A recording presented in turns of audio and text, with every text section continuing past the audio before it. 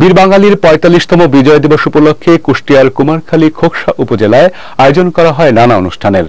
শহীদদের কবর ও বঙ্গবন্ধু মুরালে পুষ্পমাল্য অর্পণ, বিজয় শোভাযাত্রা, সালাম গ্রহণ, কুচকাওয়াজ সহ নানা বিষয়ে বৈচিত্র্যের মাধ্যমে উদযাপিত হয় মহান বিজয় দিবস।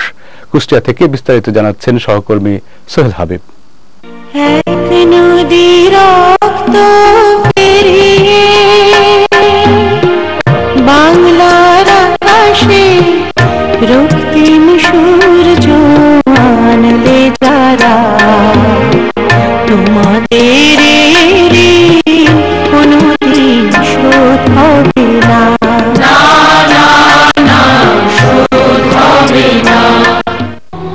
আজ 16 ডিসেম্বর বাঙালি জাতির মহান ও গৌরবের বিজয় দিবস।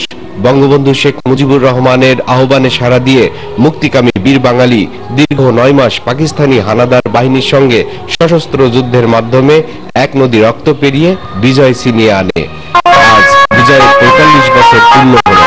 মহান বিজয় দিবস উপলক্ষে আজ সকালে কুষ্টিয়ার কুমারখালী সর্বস্তরের মানুষ ফুল দিয়ে শ্রদ্ধা জানায় স্থানীয় শহীদ গণকবর ও জাতির পিতা বঙ্গবন্ধু শেখ মুজিবুর রহমানের মুরালে।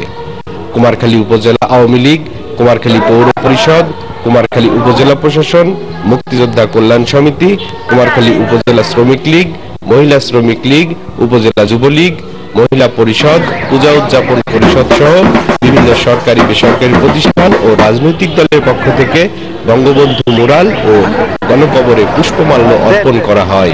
এরপর কুমারখালী উপজেলা আওয়ামী লীগের সাধারণ সম্পাদক ও কুমারখালী পৌরসভার মেয়র মোহাম্মদ শামসুজ্জামান অরুণ, উপজেলা আওয়ামী লীগের সাবেক সাধারণ সম্পাদক শেখ আলতাফ মাহমুদ সহ বিভিন্ন সংগঠনের নেতৃবৃন্দের নেতৃত্বে কুমারখালী শহরে মহান বিজয় দিবস উপলক্ষে বের হয় বর্ণাঢ্য শোভাযাত্রা।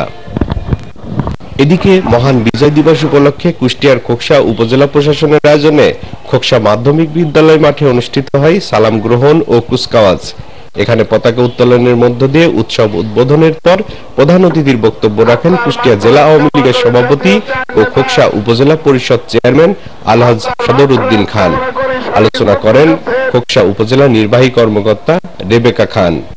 এ সময় বীর মুক্তিযোদ্ধাবৃন্দ, উপজেলা প্রশাসনের কর্মকর্তা সহ সর্বস্তরের মানুষ অংশ নেন।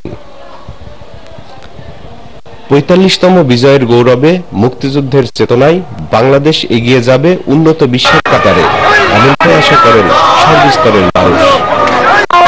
কুষ্টিয়া কুমারখালী থেকে সোহেল হাবিব, বিজয় টিভি।